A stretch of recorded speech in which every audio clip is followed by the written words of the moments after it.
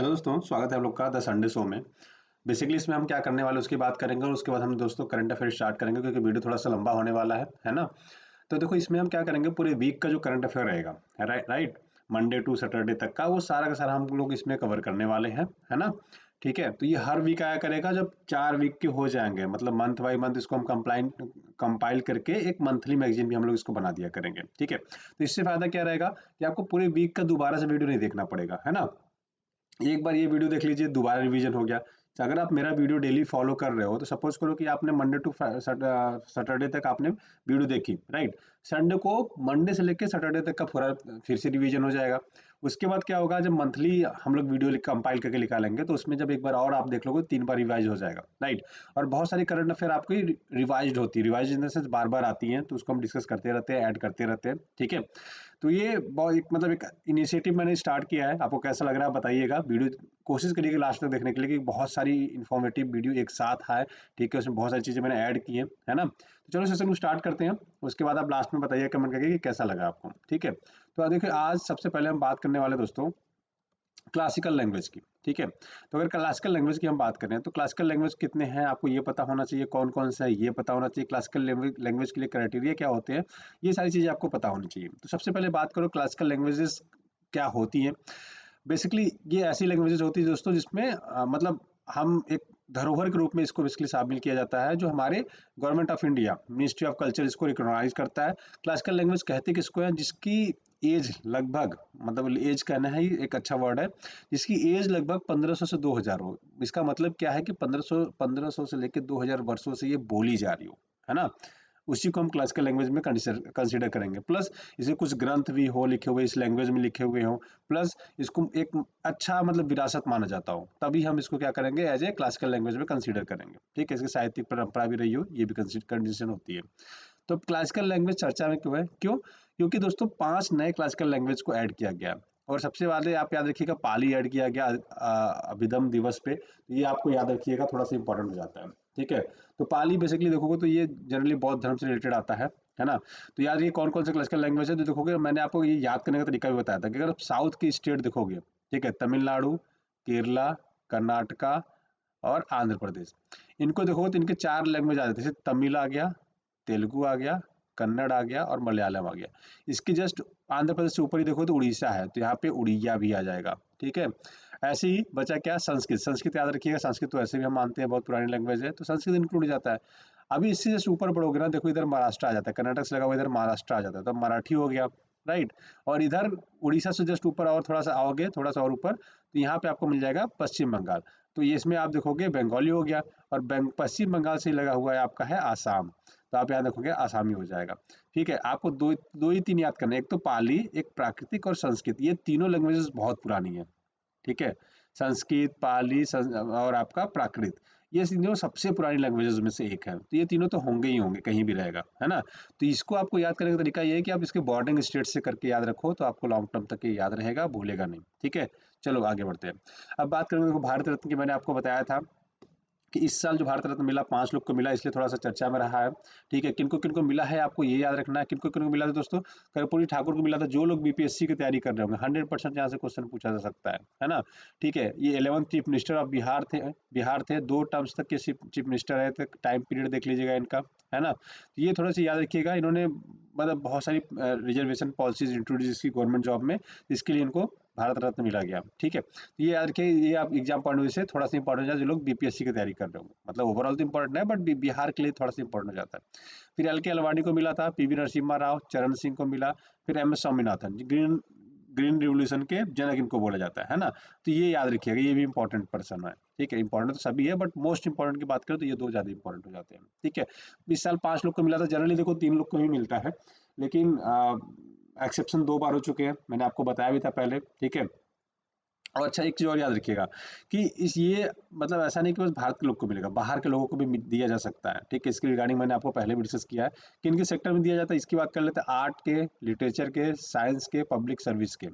मैंने बताया था कि इसमें स्पोर्ट्स नहीं है, फिर भी सचिन तेंदुलकर को मिला है ना। तो स्पोर्ट्स की जगह क्या है, आर्ट्स है। सचिन तेंदुलकर ने बहुत ज़्यादा एडवर्टाइजमेंट किए थे, तो एडवर्टाइजमेंट के लिए उनको कंसिडर करके दे दिया गया था। ठीक है, और सबसे पहला भारत रत्न 1954 में मिला था सी राजा गोपालाचारी को, सर्वपल्ली राधाकृष्णन को और सीवी रमन साहब को। ठीक है, याद रखिएगा ये हर साल दिया जाएगा ये जरूरी नहीं है, ये केवल इंडियन सिटीजन को दिया जाएगा ये भी जरूरी नहीं है। ठीक है, क्यों? क्योंकि देखो नेल्सन मंडेला को 1990 में मिला था, ठीक है, अब्दुल गफ्फार खान को मिल गया था, तो ये थोड़ा सा याद, मदर टेरेसा को मिला था, है ना, ये लोग इंडियन नहीं थे फिर भी इनको नोबेल प्राइज मिला, सॉरी भारत रत्न मिला था। ठीक है, तो थोड़ा सा याद रखिएगा, एग्जाम पॉइंट से इंपॉर्टेंट भी हो जाता है, राइट।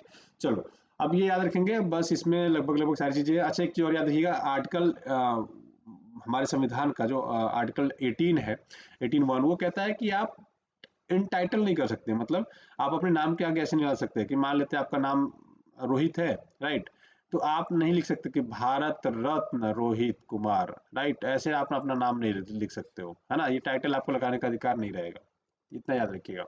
ठीक है, ब्रिक्स की बात मैंने कर ली है, ब्रिक्स में आपको 5 कंट्रीज की मैंने बात की थी, है ना, 5 कंट्रीज के फाउंडिंग मेंबर थे, कौन कौन से फाउंडिंग मेंबर थे इसके नाम पे इकोनॉमिक के हिसाब से दिखाता हूँ मैं आपको, आपको समझ में आएगा। देखो, बी से ब्राजील, आर से रसिया, आई से इंडिया, सी से चाइना, और एस से साउथ अफ्रीका। बाद में अभी 2023 में ऐड हुआ कौन? ईरान, इजिप्ट, इथोपिया और यूएई। सऊदी अरब को ऐड किया गया, लेकिन ऑफिशियली इन्होंने कंफर्म अभी तक नहीं किया। अर्जेंटीना ने डायरेक्टली मना कर दिया कि भैया हम आपके ग्रुप में नहीं ज्वाइन नहीं होने वाले। तो ब्रिक्स की स्टार्ट कहाँ से हुआ? तो 2001 में एक ब्रिटिश इकोनॉमिक्स थे जिम ओ'नील, उन्होंने कहा कि ब्रिक बनाना चाहिए। उन्होंने साउथ अफ्रीका की बात नहीं की थी, बाकी इंडिया, चाइना, ब्राजील, रसिया की बात की थी। तो इन्होंने 4 नाम दिए, ब्राजील, रसिया, इंडिया और चाइना आने वाले देश में पूरे वर्ल्ड पे राज करने वाले हैं, तो इनका एक ग्रुप होना चाहिए। फिर 2006 में इनके फॉरेन मिनिस्टर मिलते हैं और सोचते हैं कि हम लोग चलो ब्रिक को फॉर्म करते हैं। ये फाइनली स्टार्ट हो जाता है 2009 में, जहाँ पे ब्रिक फॉर्म होता है, ब्राजील, रसिया, इंडिया और चाइना। ठीक है, 2010 में साउथ अफ्रीका को ऐड करके यहाँ पे एक यस हम लोग जोड़ के ब्रिक्स बना देते हैं इसको, राइट। और 2023 में बेसिकली क्या होता है, अर्जेंटीना, इजिप्ट, इथोपिया, ईरान, ये सब ऐड किए जाते हैं, राइट। अभी करंटली बात करो तो टोटल 9 कंट्रीज है। ठीक है, 9 + 1, 10वां तो 11वां तो हट चुका है, तो उसकी बात ही नहीं करेंगे। 10वां सऊदी अरब है जो ऐड अभी हो जाएगा, बट उसने कंफर्म नहीं किया है। ठीक है, ग्लोबल जीडीपी का मैंने बताया था 41% है, सॉरी ग्लोबल जीडीपी का, सॉरी ग्लोबल पॉपुलेशन 41% है, और जीडीपी का लगभग 24% है, और ट्रेड का 16% है। इतना याद रखिएगा, जब एग्जाम बड़ा इंपॉर्टेंट रहता है। इस साल इन्होंने करेंसी भी स्टार्ट की है, ठीक है, ब्रिक्स करेंसी स्टार्ट की है, जिसमें मैंने आपको बताया था कि इसमें ताजमहल है ना, ताजमहल दिख रहा है आपको, मैं दिखाता हूँ कहाँ है, देखो ये इन्होंने इंडिया का ताजमहल को ऐड किया है यहाँ पे। तो ताजमहल के बारे में आपका पढ़ना होमवर्क है आज के लिए, ठीक है। ताजमहल के बारे में रिसर्च करिए, किसने बनवाया, कब बनाया, क्यों बनवाया, कौन सी नदी किनारे, कौन से जिले में है, ठीक है, कौन से स्टेट में है, कौन सी कंट्री में है, सब देखिए, है ना। चलो, ब्रिक्स की बात करें तो ब्रिक्स का एक बैंक है जिसको हम ब्रिक्स डेवलपमेंट बैंक पहले बोलते थे, आज के टाइम में इसको एनबीडी बोलते हैं, न्यू डेवलपमेंट बैंक, एनडीबी। ठीक है, न्यू डेवलपमेंट बैंक बोलते हैं, ये रहा, है ना। ठीक है, 2012 में ये आया था, बेसिकली कंसेप्चुलाइज हुआ था एनडीबी का। इसका हेडक्वार्टर की बात करें तो शंघाई है। ठीक है, तो एक चीज और याद रखिएगा, जितने भी ब्रिक्स के देश है ना, सबने अपना एक एक ऑफिस बना रखा है, लेकिन इंडिया ने अभी तक अपना कोई भी रीजनल ऑफिस नहीं बनाया है ना। तो याद रखिएगा, ये थोड़ा सा इंपॉर्टेंट भी है, कई बार आपसे एग्जाम डायरेक्टली पूछ सकता है। मालाबार अभ्यास की बात करें तो मैंने बताया था, मालाबार अभ्यास 4 देशों के बीच में होता है, भारत, अमेरिका, जापान और ऑस्ट्रेलिया के बीच में। ठीक है, किसके किसके बीच में होता है? भारत, अमेरिका, ऑस्ट्रेलिया, जापान, ये 4 देश है। 1992 में भारत और अमेरिका के बीच होता था, लेकिन 2007 में बेसिकली इन्होंने जापान और ऑस्ट्रेलिया को ऐड कर लिया। ठीक है, और एक करंट अफेयर की बात करें तो देखो, एक इनिशिएटिव चालू हुआ मैत्री, मतलब ये चारों देश मिलकर एक दूसरे की भागीदारी करेंगे इंडियन ओशियन में और प्रशांत महासागर में, मतलब पैसिफिक ओशियन में। ठीक है, इसलिए थोड़ा सा याद रखिए, मैत्री पहल किससे रिलेटेड है, तो याद रखिएगा ये चारों देशों से रिलेटेड है। ठीक है, भारत, अमेरिका, जापान, ऑस्ट्रेलिया से। चलिए आगे बढ़ते हैं। तो मैंने बात किया दोस्तों, भारत और ओमान के बीच सैन्य अभ्यास की बात की थी, जिसमें नसील अल बसर बहर, राइट, इसकी बात की थी, कहाँ पे हुआ? गोवा में हुआ, 2024 का नौसैनिक अभ्यास, ये इंपॉर्टेंट है। इसके अलावा भी मैंने 2 सैन्य अभ्यास बताए थे, एक अल नजहा होता है और अभ्यास ईस्टर्न ब्रिज 6 होता है। ठीक है, ये थोड़ा सा याद रखिएगा, वीर गार्जियन करके भारत और जापान के बीच में होता है, और काकाडू, ये बेसिकली ऑस्ट्रेलिया नौसेना के द्वारा आयोजित की जाती है, जो द्विवर्षीय होता है। ठीक है, एक ला पेरोस करके इनका एक संयुक्त अभ्यास होता है, कई देश इसमें इंक्लूड होते हैं, इसमें भारत, ऑस्ट्रेलिया, संयुक्त अमेरिका, ठीक है, और उसके बाद फ्रांस, जापान और यूनाइटेड किंगडम ऐड होता है। चलो आगे बढ़ते हैं। तो जैसे ही बात हुई, देखो नसीम अल बहर, मैंने बताया कि अगर किसी देश का नाम आ गया तो उसके बारे में पूरा पोस्टमार्टम कर देना है हमें, राइट। तो अभी तक जितने स्लाइड्स में ऐड है मैंने वो ऐड किया, आगे से अब धीरे धीरे हम एक जैसे इंडोनेशिया किया था हमने, आज इंडोनेशिया को भी हम रिवाइज करेंगे, है ना। तो मैंने बताया था कि ओमान के बारे में थोड़ा सा याद रखिएगा, क्या कि ओमान का एक प्लेस है यहाँ पे, है ना। ठीक है, इसको हम बोलते हैं मुसांदम पेनिनसुला बोल देते हैं कई बार इसको। ठीक है, तो ये याद रखिए स्टेट ऑफ हॉर्मुज है, स्टेट ऑफ हॉर्मुज ईरान को और ओमान को ऐड करता है, और पर्शियन गल्फ को गल्फ ऑफ ओमान से अलग करता है, सॉरी उल्टा बोल दिया मैंने, पर्शियन गल्फ को गल्फ ऑफ ओमान से जोड़ता है, समुद्र हमेशा जुड़ते हैं और जमीन हमेशा अलग होती है, ठीक है। तो ईरान को ओमान से अलग करता है और पर्शियन गल्फ को गल्फ ऑफ ओमान से ऐड करता है, जोड़ता है। तो ये थोड़ा सा याद रखिए जो आपके एग्जाम पॉइंट से रिलेवेंट हो जाता है, ठीक है। बात करेंगे ग्रेट इंडियन बस्टर्ड की, हमने इस पर बहुत डिटेल में चर्चा की थी, याद है आपको? राइट, क्यों? क्योंकि ये बहुत ज़्यादा इंपॉर्टेंट हो जाता है ना, क्योंकि इनकी प्रजाति ही बची है कितनी, 150 बची है, और ज़्यादातर देखोगे तो कहाँ पे, राजस्थान में लगभग 118 के आसपास है। मैंने आपको बताया था कि आईसीयूएन के बारे में पढ़ना है, आपको साइट्स के बारे में पढ़ना है, सीएमएस के बारे में पढ़ना है, और कंजर्वेशन ऑफ माइग्रेटरी बर्ड्स के बारे में क्या है इनका, ठीक है, ये पढ़ना था आपको। वाइल्ड लाइफ प्रोटेक्शन एक्ट 1972 के बारे में मैंने बताया था, वन जीव संरक्षण अधिनियम के बारे में बताया था कि मैंने आपको पढ़ना है, राइट। नहीं पढ़ा तो कोई दिक्कत नहीं, आगे करंट अफेयर में आएगा तो मैं एक एक करके डिटेल्स इसको ऐड कर दूंगा, ठीक है। जो आप अगला वाला वीक आएगा मैं आपको एक एक करके टॉपिक ऐड कर दूंगा, एटलीस्ट इसमें आईयूसीएन साइट्स और ये ज़्यादा इंपॉर्टेंट तीन हो जाती है, तो इसको मैं आपको ऐड कर दूंगा, ठीक है। तो याद रखिएगा, ये जनरली राजस्थान में पाए जाते हैं, इनकी स्पीसीज बहुत तेजी से डिक्लाइन कर रही हैं, क्यों? क्योंकि जैसे ये उड़ते उड़ते, अब इनको तो थोड़ी पता है कि इंडिया का बॉर्डर है कि पाकिस्तान का बॉर्डर है, तो ये उड़ते उड़ते क्या करते हैं, इंडिया से धीरे धीरे पाकिस्तान में पहुंच जाते हैं। तो पाकिस्तान में इसकी पोचिंग बहुत होती है, पोचिंग मतलब इसको मारते हैं बहुत, शिकार बहुत होता है, इसकी वजह से भी एक रीजन है कि इनकी जनसंख्या बहुत तेजी से कम हो रही है, ठीक है। तो याद रखिए, जैसलमेर में इनका प्रजनन केंद्र है, जो केंद्रीय पर्यावरण मंत्रालय के अंतर्गत आता है। जनरली किस किस स्टेट में पाए जाते हैं, तो याद रखिएगा, सबसे ज्यादा राजस्थान में पाए जाते हैं, देन गुजरात, महाराष्ट्र, आंध्र प्रदेश, कर्नाटक, इन्हीं स्टेटों में ये बेसिकली पाए जाते हैं। बात करेंगे नोबेल प्राइज की, तो लिटरेचर का मैंने बताया था, नोबेल प्राइज किसको मिला था, हांगकांग को मिला था, इनकी लिटरेसी के लिए मिला था, ठीक है। फिजिक्स का मैंने बताया था, जॉन जे होफील्ड को मिला था और हिल्टन को मिला था, ठीक है। तो इन्होंने क्या किया था, इन्होंने मशीन लर्निंग वगैरह का टूल्स बनाया था, इसके लिए इन्होंने मशीन लर्निंग का फाउंडेशन किया था, इसके लिए मिला था इनको, ठीक है। मेडिसिन की बात करते तो मैंने बताया था एम्ब्रोस और रुकवुन को मिला था एमआरएनए के स्ट्रक्चर पढ़ने के लिए, राइट। इन्होंने बेसिकली नए मतलब वो दिया था, उनका रोल जीन रेगुलेशन किया था, ठीक है, उसके लिए इनको मिला था, discovering a new class of tiny RNA molecules के लिए, ठीक है। केमिस्ट्री की बात करें तो इसमें बेकर को मैंने बताया था आपको, डेमिस और जंपर को बताया था, क्या कि उन्होंने एआई के उपयोग करके बेसिकली प्रोटीन का स्ट्रक्चर बनाया था, है ना। पीस की बात करें तो मैंने निहोन हिंदाकियो को बताया था, क्योंकि ये इंपॉर्टेंट है, देखो ये बहुत ज्यादा इंपॉर्टेंट है, क्यों?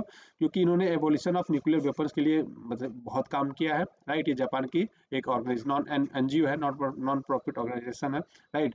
इकोनॉमिक्स की बात करें तो मैंने आपको बताया था, डैरॉन को मिला था, साइमन को मिला था और जेम्स को मिला था, ठीक है। इन्होंने बताया कि देखो, कोई देश बहुत ज्यादा अमीर क्यों है, कोई देश बहुत ज्यादा गरीब क्यों है, इतनी इक्विटी क्यों है जब हम एक ही धरती पर रहते हैं, है ना। तो इसकी बात इन्होंने की है। चलो अब बात करें ग्लोबल हंगर इंडेक्स। अब मैं आपको देखो इंपॉर्टेंट चीजें बता रहा हूँ, क्योंकि अगर मैं आराम से पूरा डिटेल बताने लगूंगा तो फिर वीडियो बहुत ज्यादा लंबी चली जाएगी, है ना। चलो ठीक है, आगे बढ़ते हैं। अब बात करें, देखो ग्लोबल हंगर इंडेक्स में हमारी कितनी रैंक थी, 105, कितने देशों में, 127 देशों में। ये रिपोर्ट कौन निकालता है, ये इंपॉर्टेंट है ना, इसमें मैंने ऐड करना भूल गया था पिछली बार, ठीक है। तो याद रखिएगा, ग्लोबल हंगर इंडेक्स जो निकालता है, concern wild life of Ireland निकालता है। तो कंसर्न, ये जनरली पूछता है, कंसर्न वाइल्ड लाइफ डायरेक्टली लिख के पूछ देता है कि कौन निकालता है, कंसर्न वाइल्ड लाइफ। इसके साथ साथ एक और जर्मन की एनजीओ है जिसको नॉन प्रॉफिट ऑर्गेनाइजेशन बोलते हैं। अच्छा, एनजीओ का फुल फॉर्म होता है नॉन प्रॉफिट ऑर्गेनाइजेशन, ठीक है।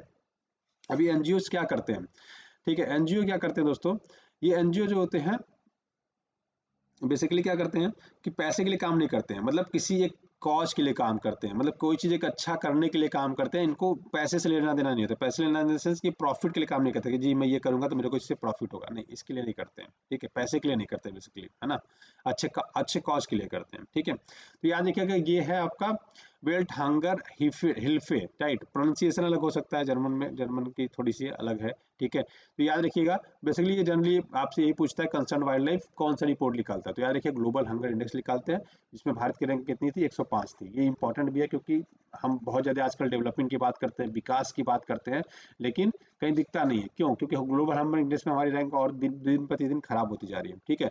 अब इसमें क्या क्या लेते हैं, 4 संकेतक लेते हैं, ठीक है। 4 पॉइंट्स को इसमें कंसिडर किया जाता है। एक तो है अल्प पोषण, जो माल न्यूट्रिशन वगैरह हो जाता है ना, कि कम आपको न्यूट्रिशन मिल रहा है कि नहीं मिल रहा है, तो गवर्नमेंट इसके लिए बहुत सारी स्कीम्स भी चलाती है। आपने सुना होगा फूड सेफ्टी अथॉरिटी क्या चलाती है, एनएसएफए बोलते हैं उनको, राशन कार्ड जो वितरित, पीडीएस स्कीम बोलते हैं ना, public distribution system, right. Mid day meal चलता है, ये सब इसी चीजों को दूर करने के लिए चलाई जाती है ना, ठीक है। फिर बालक का बौनापन कितना, न्यूट्रिशन नहीं मिलेगा तो छोटा रह जाएगा, फिर छोटा रह जाएगा, उसका शरीर कितना कैसा होगा, दुबला पतला होगा। बहुत सारे बच्चों को तो न्यूट्रिशन न मिलने की वजह से भी उनकी डेथ हो जाती है। इन 4 मानकों को बेसिकली कंसिडर किया जाता है, ठीक है। मैंने बताया था एरोज आर्किपेलागो की ये कहाँ पे है, तो मैंने बताया था आपको पुर्तगाल की पुर्तगाल का ही एक प्लेस है, ठीक है। तो इन्होंने बेसिकली इसको बायो कंजर्वेशन रिजर्व घोषित कर दिया था, largest marine basically protected area इसमें घोषित कर दिया था नॉर्थ अटलांटिक सी में, ठीक है। पुर्तगाल की बेसिकली एक टेरिटरी है, तो इतना याद रखिए जो एग्जाम पॉइंट से आपके लिए रिलेवेंट हो जाता है, ठीक है। पुर्तगाल ये रहा, है ना। चलो आगे बढ़ते हैं। बात करें, देखो अब हमारे देश की राष्ट्रपति दो देशों पर गई थी, मैंने बताया था पिछले हफ्ते, मलावी और मारिटानिया। मैंने बताया था कि आपको उस स्टेट के बारे में पढ़ना चाहिए, तो देखो आप हम एक एक करके थोड़ी सी मैपिंग कर लेते हैं, है ना। तो मलावी की अगर बात करें तो इसकी कैपिटल लिलोंग्वे है, और उसकी मैंने बताया था कि तीन पड़ोसी देश हैं, कौन सा, तंजानिया है, मोजाम्बिक है और जाम्बिया है। जिम्बाब्वे से बॉर्डर नहीं लगता, ये याद रखिएगा, इंपॉर्टेंट हो जाता है। यहाँ पे देखो एक लेक के बारे में तो नहीं पूछेगा, लेक मलावी, क्योंकि नाम में मलावी आ जा रहा है तो आप जान जाओगे, है ना। बट ये लेक मोलोम्बे और लेक चिल्वा ये आपसे पूछा जा सकता है, थोड़ा सा एग्जाम पॉइंट से रिलेवेंट हो जाता है, ठीक है। तो याद रखिए कि ये अफ्रीकन कंट्री है, ये पूरा अफ्रीका कॉन्टिनेंट ये होता है। एक आप कंट्री से सुनते होंगे क्रिकेट में, साउथ अफ्रीका, ये साउथ अफ्रीका ये कंट्री है, यहाँ पे देखो ये है पूरा साउथ अफ्रीका यहाँ पे, है ना। तो याद रखिएगा मलावी आपका ये रहा, इसके ऊपर ही लेक विक्टोरिया है। तो आपसे एक क्वेश्चन यहाँ से भी ना पूछ के ये हो सकता है कि लेक विक्टोरिया से पूछ दे, तो लेक विक्टोरिया से कौन कौन से देश लगते हैं ये आप हमें कमेंट करके बताइए, ठीक है। चलिए इतना याद रखिएगा, मलावी को पहले न्यासालैंड के नाम से हम लोग जानते थे, ये भी याद रखिएगा, ठीक है। और मारिटानिया की बात करें तो इसमें एक दो जनजातियां पाई जाती है, बर्बर और मूर, ये इंपॉर्टेंट हो जाता है, ठीक है। और इसकी कैपिटल क्या है, नोआकोट। तो इसको भी एक बार हम लोग मैप में देख लेते हैं, है ना। तो इसके अगर पड़ोसी देशों को देखोगे, इधर ऊपर से मोरक्को आ जाता है, इधर अल्जीरिया आ जाता है, इधर माली आ जाता है, उधर नीचे सेल्गन आ जाता है। देखिए ये लैंडलॉक कंट्री थी, कौन सी, मलावी। लेकिन ये लैंडलॉक नहीं है, क्योंकि किसी सी से बॉर्डर लगता है, नॉर्थ अटलांटिक सी से इसका बॉर्डर लगता है, तो ये थोड़ा सा याद रखिएगा, एग्जाम पॉइंट से रिलेवेंट हो जाता है। मैंने आपको बताया था कि सुप्रीम कोर्ट ऑफ इंडिया ने अभी क्या हुआ, जो न्याय की मूर्ति थी पहले इस पे पट्टी बनी थी, वो हटा के क्या कर दिया है, अभी उनकी पट्टी खोल दी गई है। ये देखो यहाँ से इनकी पट्टी खोल के ऐसा कर दिया गया। इसके अलावा देखोगे इनके हाथ में तलवार हुआ करती थी, सर से धड़ अलग कर देंगे तुम्हारा अगर तुम गलत हुए तो। अभी क्या इसमें पकड़ा दिया गया, संविधान, है ना, कॉन्स्टिट्यूशन ऑफ इंडिया पकड़ा दिया गया, जो संविधान के अनुसार उचित होगा हम उसी को देख के क्या करेंगे, आपको न्याय के तराजू पे तौलेंगे। कितना बढ़िया कॉन्सेप्ट कर दिया गया अभी, है ना। पहले आंख बंद करके न्याय के तराजू में पता है, इसको भी कंसेप्ट अच्छा था, मतलब क्या था कि आपको हम तौलते समय ये नहीं देखेंगे कि आप कौन हो, इसका मतलब बेसिकली ये था। लेकिन लोगों ने कह दिया क्या, कानून अंधा है ना, अलग ही कॉन्सेप्ट में उसको अलग ही दुनिया में हम लोग लेके चले गए, ठीक है। उसके बाद हम लोग क्या करेंगे, आपका सर दर से अलग कर देंगे। लेकिन अभी का कॉन्सेप्ट थोड़ा ज्यादा बढ़िया है ना, थोड़ा पीजिंग भी है, थोड़ी इसलिए थोड़ा सही है। चलो अब बात करेंगे एमएसपी की।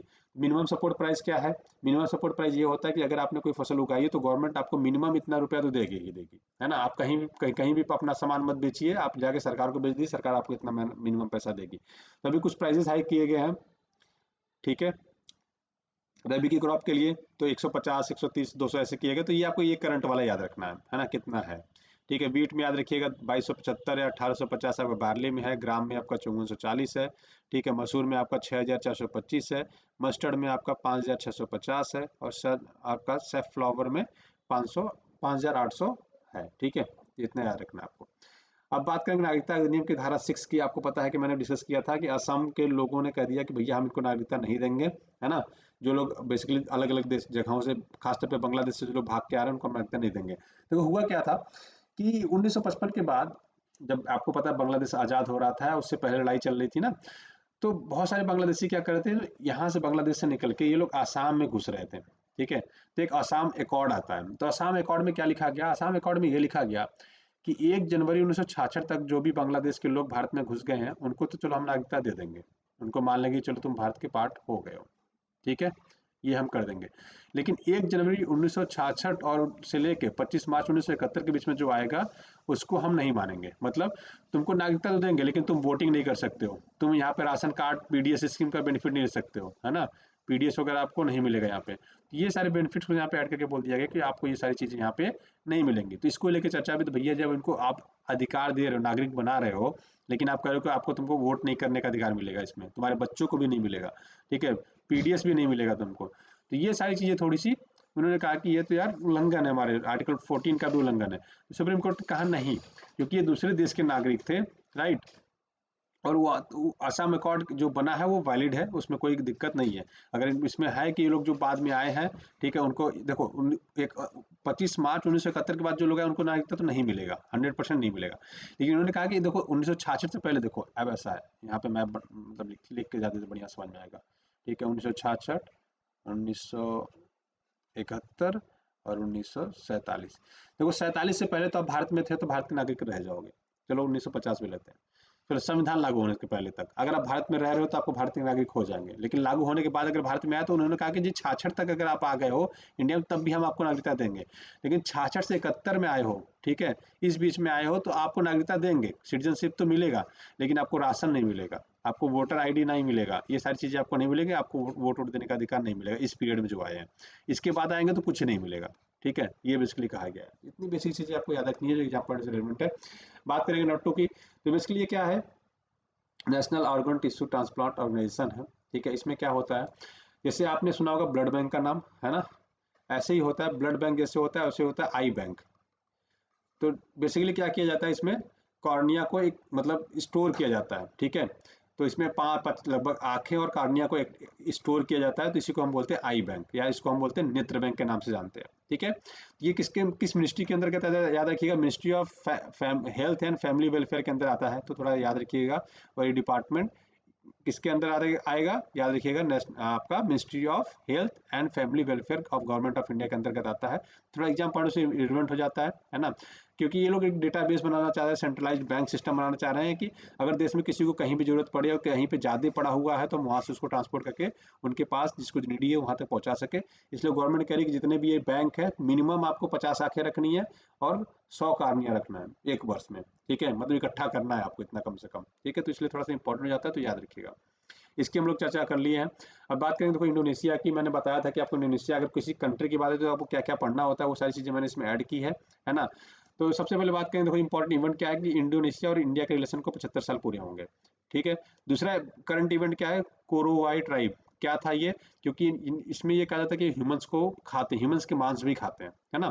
तो कहाँ पे है, मैंने आपको बताया था कहाँ है, जावा आइलैंड पे है, ठीक है। तो ये थोड़ा सा याद रखिएगा। इसके अलावा लेक्स मैंने बताया था, लेक टोबा सबसे बड़ी लेक है। रिवर की बात करें कोपुआ से इसकी सबसे बड़ी मतलब रिवर है। कैपिटल जकार्ता है, जकार्ता से ही हम लोग कहाँ कर रहे हैं, कालीमंथन शिफ्ट कर रहे हैं, है कि नहीं, मैंने बताया था कि इसको हम लोग कहाँ शिफ्ट कर रहे हैं, कालीमंथन शिफ्ट कर रहे हैं। अब कालीमंथन कौन से है, बोर्नियो आइलैंड पे है, तो ये भी थोड़ा सा इंपॉर्टेंट हो जाता है। इसकी करेंसी क्या है, इंडोनेशिया रुपया, रुपया मैंने बताया था आपको याद है।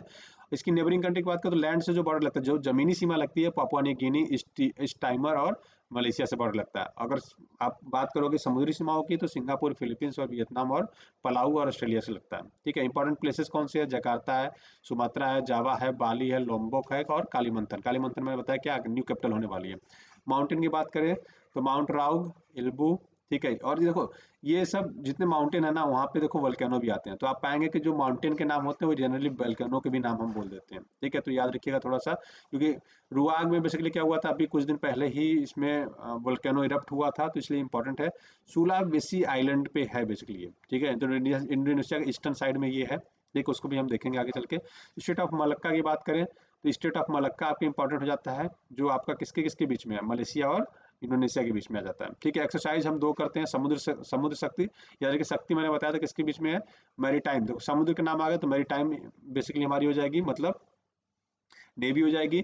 और गरुड़ शक्ति की बात करें तो मिलिट्री आर्मी हो जाएगी, ठीक है। प्रेसिडेंट कौन है, तो प्राबोवो सुबियांटो है, ठीक है। यहाँ पे प्राइम मिनिस्टर नहीं होते हैं, तो थोड़ा सा याद रखेंगे। इंडोनेशिया में देखो मैंने आपको बताया था कालीमंथन बोर्नियो आइलैंड पे है, राइट। ये है सुलावेसी जहाँ पे आपका रुआंग का आपका वोल्केनो इरप्ट हुआ था, यहाँ पे माउंटेन भी रुआंग का, ठीक है। ये है आपका सुमात्रा और यहाँ पे है आपका स्टेट ऑफ मलक्का जो मलेशिया और इनके सुमात्रा आइलैंड के बीच में है, राइट। और यहीं से जस्ट आगे बढ़ जाओगे आप ना यहाँ से, तो यहीं पे आपका अंडमान निकोबार आ जाता है। फिर ये है आपका जावा आइलैंड जहाँ पे आपके कैपिटल जकार्ता है जिसको शिफ्ट कर रहे हैं। और यहाँ पे एक छोटा सा आइलैंड है बाली, जो लोग घूमने के लिए जनरली लोग प्रेफर करते हैं, है ना। ये थोड़ा सा याद रखेंगे, एग्जाम पॉइंट से रिलेवेंट हो जाता है, राइट। तो ये इतनी चीज़ें हमने कवर कर ली, इसमें ऑलमोस्ट सब कुछ हो गया है। चलिए आगे बढ़ते हैं। मैंने बात की थी सारथी पोर्टल की। सारथी पोर्टल क्या है दोस्तों, बेसिकली ये पोर्टल आपको बीजों के बारे में डिटेल बताएगा, जो आप प्रोडक्ट खरीद रहे हैं, ठीक है, जो बीज भंडार सेंटर होते हैं, राइट, जो शॉप्स होते हैं, तो वहाँ से अगर आप कोई चीज़ खरीद रहे हो तो आप चेक कर सकते हो यहाँ पे कि जो चीज़ आप खरीदना चाह रहे हो या खरीदा है आपने वो सही है कि नहीं, जेन्युइन है कि नहीं। ऐसा तो नहीं कोई किसी लोकल वाले बंदे ने बना के बेच रहे होंगे, ठीक है। तो इतने ऐसे चीज़ें याद रखिएगा, आपके एग्जाम पॉइंट से रिलेवेंट हो जाता है। साथ ही पोर्टल बनाया किसने, एनआईसी ने बनाया है, तो थोड़ा सा एग्जाम पॉइंट से रिलेवेंट हो जाता है आपके, है ना। इस मिनिस्ट्री के अंतर्गत आता था, याद रखिएगा, मिनिस्ट्री ऑफ आपका ministry of electronics and information technology के अंतर्गत आता है, ठीक है। और एनआईसी की बात करें तो एनआईसी मैंने आपको बताया था कब, 1976 में बना था। तो इतनी चीज़ें आपको याद रखनी है, ठीक है। इंडिया चाइना पेट्रोलिंग एग्रीमेंट हो रहा है, तो उसको देखो वो मैं तो चाइना भरोसा नहीं करता यार, क्योंकि इन्होंने बाद में पहले भी बहुत धोखे दिए हैं, ठीक है। बट आपके एग्जाम पॉइंट से रिलेवेंट क्या है कि जो प्लेसेस आजकल थोड़ा मतलब टाइम लाइन में चल रहा है उसको याद रखना। तो दौलत बेग याद रखिए कहाँ पे है, लद्दाख में। गलवान आपने सुना होगा, पैंगोंग सो सुना होगा, पैंगोंग सो, ठीक है। फिर हॉट स्प्रिंग सुना होगा, तो ये याद रखिएगा, थोड़ा सा एग्जाम पॉइंट से रिलेवेंट हो जाता है। तो सारी की सारी प्लेसेस लद्दाख में है ना, ठीक है। हमारा चाइना के साथ डिस्प्यूट कहाँ कहाँ चल रहा है, तो देखो ये एक्साइची नहीं, यहाँ पे डिस्प्यूट चल रहा है। फिर आप आएंगे तो हिमाचल और उत्तराखंड का कुछ इलाका है वहाँ पे चल रहा है, थोड़ा सिक्किम के पास चल रहा है, और ज़्यादा मेजर इशू हमारा यहाँ पे है, मतलब जम्मू कश्मीर वाला इलाके और यहाँ पे ईस्टर्न सेक्टर में, ठीक है, अरुणाचल प्रदेश वाले एरिया में, राइट। मैंने बताया था कि आपको क्या करना है, चाइना का बेसिकली कौन कौन से पड़ोसी देश हैं ये याद रखना, किससे बॉर्डर लगता है ये भी याद रखिएगा, ठीक है। इसकी कैपिटल याद रखिएगा बीजिंग है। इसमें बहुत सारे लेक भी है, वो आगे चल के हम लोग ऐड करेंगे। यांगसी बेसिकली फेमस है, येलो रिवर, बहुत सारी रिवर्स हैं इसमें, राइट। सबसे पहले बॉर्डर बात करें तो रसिया से लगता है इधर, फिर उसके बाद मंगोलिया से, फिर Kazakhstan, Kyrgyzstan, Afghanistan, India, Nepal, Bhutan, Myanmar, Laos, Vietnam और नॉर्थ कोरिया से, ठीक है। समुद्री सीमाएं ताइवान से लगती हैं, ये थोड़ा सा याद रखेंगे। चलो आगे बढ़ते हैं। AI powered chatbot on CP grams, generally हम लोग बोल देते हैं, बट CPGRAMS बोलते हैं। क्या है ये? बेसिकली जो गवर्नमेंट का centralise public grievance redressal monitoring system होता है, या फिर आप कई बार ना होता है ना कि हेल्प के सेक्शन में जाते हो तो आपसे एक चैटबॉट खुल जाता है और वो आपसे बात करता है कि भैया आपको क्या समस्या है, आप बताइए। मैंने इसको बहुत अच्छे से डिस्कस किया था आपके साथ, है ना, याद आया कुछ? ये कैसे विंडो ओपन हो जाती है, आप टाइप करते हो मुझे टिकट बुक करना है, तो वो बताता है कि आपको टिकट इस सेक्शन में जाइए, सेटिंग में जाइए, यहाँ पे जाइए, ऐसे आपको टिकट बुक करना है, पूरा प्रोसेस बता देता है। लेकिन अभी क्या होगा, कई बार होता है कि आपको कंप्यूटर बात करता है, उसके बाद कहता है कि आप लाइव एजेंट से कलेक्ट करने के लिए थोड़ा सा वेट करिए। उसके बाद आप लाइव एजेंट कनेक्ट होता है, फिर आप अपनी समस्या कहते हो, तो फिर आपको वो मॉनिटर करता है। अभी क्या करेंगे, वो पर्सन वाला कॉन्सेप्ट ही हम बता देंगे। शुरू से ही क्या करेगा, AI बात करेगा। आप जो क्वेश्चन पूछोगे पूरा सेट ऑफ डेटा रहेगा, उससे वो एनालाइज करेगा ये बंदा क्या पूछना चाह रहा है, इसको क्या समस्या आ रही है, इसको कैसे रिजॉल्व किया जा सकता है। ये ऑटोमेटिक सारा, जैसे आपको लगे कोई इंसान से आप बात कर रहे हो, ठीक है। ये ऐसा बेसिकली ये लोग चैटबॉट बना के इसको इंट्रोड्यूस कर रहे हैं, ठीक है। मैंने इसमें बताया था ये एक बहुत ही बड़ा डेटा सोर्स होगा, राइट। इस डेटा में हम लोग क्या करेंगे, कोडिंग करेंगे। कोडिंग से क्या करेंगे, जैसे मान लो पिछले 10 साल में कैसे कैसे क्वेश्चंस पूछे जाते हैं, कैसे कैसे समस्याएं होती हैं, तो उन समस्याओं को इसमें एनालिसिस करके क्वेश्चन के फॉर्मेट में ये अपने आप को बनाएगा, और उसका क्या जवाब देना है, जितनी पहले से आंसर दिए गए हैं उसको एनालिसिस करेगा, उसके हिसाब से एक बढ़िया इंटेलिजेंस आपको वो आंसर देगा, राइट। ये बेसिकली इसका कॉन्सेप्ट है। चलिए आगे बढ़ते हैं। कौन जनजाति की बात करेंगे, तो कौन जनजाति कहाँ की है? मैंने बताया था कि लोग डोली यात्रा निकालते हैं आंध्र प्रदेश में, है ना। तो इनके लिए रोड वगैरह अच्छी नहीं होती है, तो इसकी वजह से क्या होती है, बहुत सारे डेथ होती हैं, राइट। तो इन्होंने बहुत ज़्यादा मिनिस्ट्री को इनके क्रिटिसिज्म किया। तो जब क्रिटिसाइज किया तो इन्होंने क्या किया कि फिर होम मिनिस्ट्री ने इनके बोला कि एक काम करते हैं, हम रोड वगैरह अच्छे कर देंगे आपके लिए, ठीक है। तो थोड़ी सी चर्चा रही, इन्होंने बड़ा प्रोटेस्ट वगैरह भी थोड़ा सा किया था, तो इनकी इनके इनसे रिलेटेड चीज़ों को हम लोग पूछ सकते हैं, ठीक है। तो ये देख लेते हैं भाषा क्या बोली जाती है, तो कुकी भाषा बोलते हैं लोग। लिखावट जो उनकी होती है उड़िया लिपि होती है, और जो यात्रा निकालते हैं उसको डोली यात्रा बोलते हैं। और ये लोग भैंसों की बलि देते हैं, तो उसको क्या बोलते हैं, केडू बोलते हैं। तो ये थोड़ी सी याद रखिएगा, एग्जाम पढ़ने से रिलेवेंट हो जाता है ना, आपके एग्जाम में पूछा भी जा सकता है, ठीक है।